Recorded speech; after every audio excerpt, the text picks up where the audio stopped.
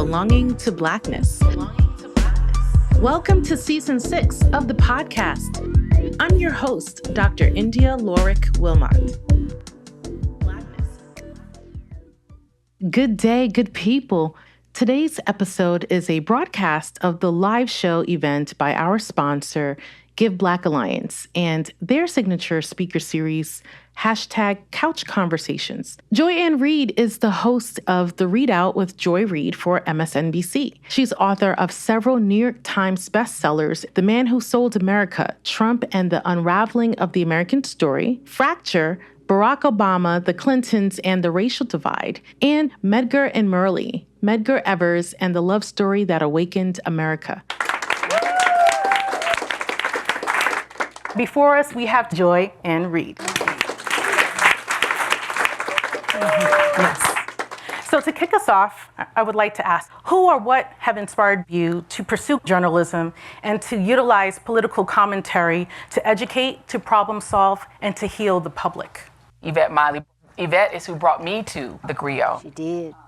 And I think it's a testament to the fact that Black women in powerful places do their best work when they add other Black women to powerful places, that they bring us in. And it was Yvette that also brought me in, and she brought me up from Florida. I had actually quit the very station where she built her career. Yvette Miley built her career at WTVJ. I was working at WTVJ when I was sitting inside of that newsroom, and my newsroom cheered when we dropped the Moabs on Iraq.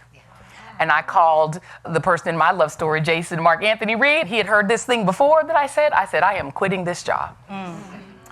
I can't work here. I can't work around an industry that is celebrating war. And I was deeply against the Iraq War. I had almost actually gotten fired for writing an op-ed against the war when the Miami Herald's first Black op-ed editor accidentally put my WTVJ email on my op-ed, and they tried to fire me. But an old craggy white guy working at the station who was like kind of a mentor to me went and said, "You cannot fire her. She has a First Amendment right."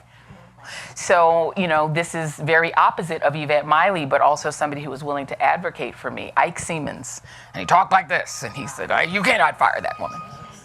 And so having those kinds of support systems, I think, are part of what inspired me. But I will say my person that's the equivalent of your anchor was Gwen Ifill. Gwen Ifill. Because when I was growing up, there just weren't people who looked like me on TV doing the news. And I was a news junkie. I was, Val and I talked about this, I was a news junkie. I loved news. I was interested in it. But everyone who was giving me the news were white men. And, I love Ted Koppel. I mean, the first time I met Ted Koppel, I fangirled out. And he was like, "Well, you're weird." And I was like, because I was so excited. Like Brian Williams tell you. Right? Oh, but Brian Williams. I followed him around the building. Brian used to come into WTVJ, and he would walk over to where I was a digital news editor, and no one ever listened to us, the digital folks. And he would stand over and say, "Well, what do you do?" And I would tell him. He was very nice to me. But Gwen Ifill was this rare Black woman with hair like mine and looked like me, and I was just so enamored of her and enthralled with her. When I finally met her in 2015, I'm thankful I did get a chance to meet her before she passed too young. I literally was in Selma, Alabama. With Melissa Harris Perry, because I was her sidekick when she used to do her TV show.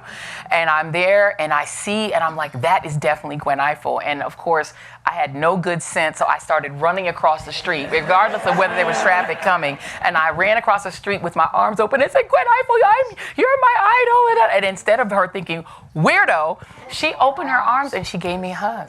She gave me the biggest hug and was so kind. I literally almost busted out crying in the middle of the street. And I told her just how much she meant to me and her presence in this industry meant to me, because I was trying to come up in the business. So I would say what inspires me are these people who are willing to reach out and embrace those of us who have an aspiration, and they can see something in us that's actually worth developing. What aspects of your career are emblematic of activism over advocacy? Walter Cronkite very famously got on TV, and he's supposedly the greatest objective journalist in news history, and denounced the end of the Vietnam War. Now, the Vietnam War had not ended. He just said this war is done.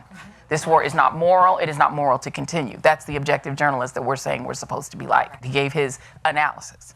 And, the idea of objective journalism was born in a part of the century when lynchings were covered in the newspaper like regular news, as if the person being lynched did it and deserved to die.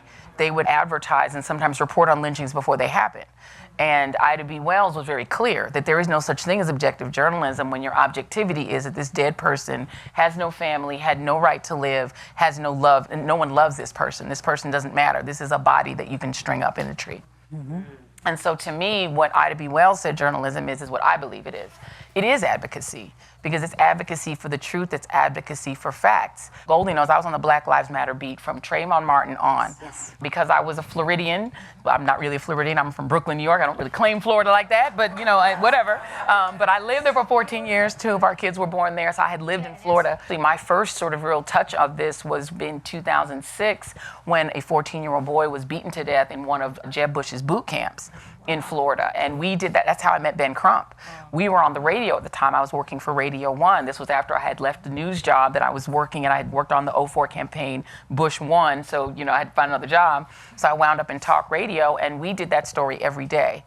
And people were calling in anguished, and we were talking people down from rioting at that point, because we were the one black talk radio station that people could call in. Reverend Sharpton was our 4 o'clock show, but we were the local show. And that case of this little boy who'd gotten beaten, there was no justice for this child. And this was a boy whose grandmother loved him and wanted to teach him a lesson when he had taken her car for a joyride and never thought that her child would end up beaten to death. And they tried to say, well, he spontaneously died of sickle cell. His death was covered up. So this was my first taste of it. Trayvon Martin was my second. And the Trayvon Martin case was one in which I flew down. I went to Sanford, Florida. I moved into a very tiny little hotel. Later found out that all of the other NBC people were staying at a really nice Hilton.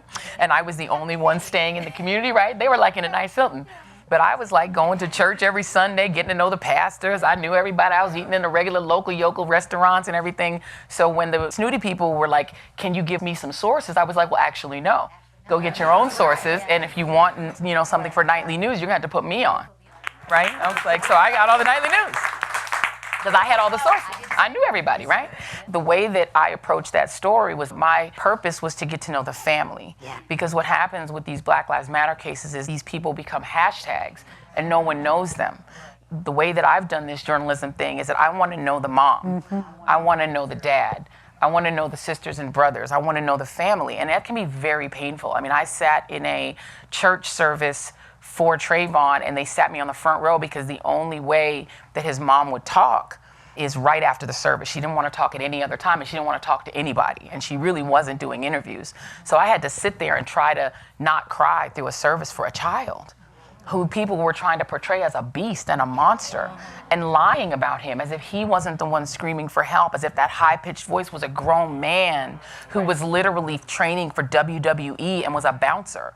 That guy with the gun, the guy that chased the little boy, he's the victim, he's the one screaming. The whole case was a nightmare, as Goldie knows. It was a nightmare, and I was approaching it as a mom that had kids his age. And I did not see anything wrong with bringing that to the table because somebody had to humanize this boy. There you go. This was somebody's child. And so I remember one instance in which Yvette appears in a lot of our stories. Yvette is a feature. She's an executive. She's a rare sort of black executive in the business. I'm sitting in a room with her and this other executive. And this is at the time that NBC was being sued by George Zimmerman, the shooter. He was suing NBC, but he wasn't suing the griot. Right. And he wasn't suing MSNBC. He was suing NBC News. And so we're sitting in there with an NBC News white executive, and he says, well, we need to know, is Joy going to be doing this story as an advocate or as a journalist? Dave McCormick. And I opened my mouth and began to get fired because I was about to say something that was going to make me have to change jobs again. It's funny that I could tell you who was you in the room. room. You knew who it was, right? I knew who was in the room. Yeah, and I opened my mouth and began to speak, and she knew me well enough and had known me long enough that she cut me off and said, Joy is doing excellent journalism on this, and as you've seen, her entity, the griot, is not being sued. Right. Yours is. Yours is. Right. And so she stopped me before I said the thing that would have lost me my job. So, I mean, I think there is no difference. We come at this because we have a love of humanity. We are people who are here in advocacy of the truth and of facts and of journalism, but also of people, and we have a unique ability to humanize our people, our families, our kids. That 12-year-old boy, Tamir Rice, was 12, and people were calling him a man. People were saying the man that was just... Wheels hadn't stopped rolling on the car before the cop was out? It was a drive-by. You know, the media was talking about him. I remember getting in a huge fight with Standards and Practices because they didn't want me to be able to say his 14-year-old sister who ran over to her brother and was tackled by the same cops that just shot her brother. They didn't want me to say that was a girl. Right. They were like, we don't have I was like, what do you mean you don't have objective facts? It was a girl. They didn't want me to say she was tackled. They wanted me to say, the subject was taken down by the officer, to use the officer's language. Right. So they want me to use the language of the killers. Right. And we got in a whole fight, and I said, this is not objectivity, it's bias. You're pro-police bias. And it was a screaming match. This is the fights that we have behind the scenes, is that we are trying to tell the truth and do the facts, but that doesn't mean we don't have a soul. Thank you so much, Joy and Reid, for joining us here as a special edition of Couch Conversations and special episode 2 belonging to Blackness. Thank you all for being here and communicating with us.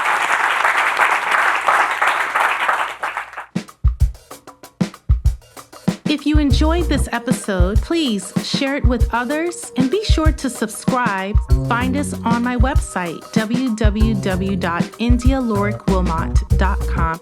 Follow us on IG and Facebook at belongingtoblackness_podcast for the latest fashion and accessories. Visit www.shopbelongingtoblackness.com. Thanks for listening. We'll see you next time.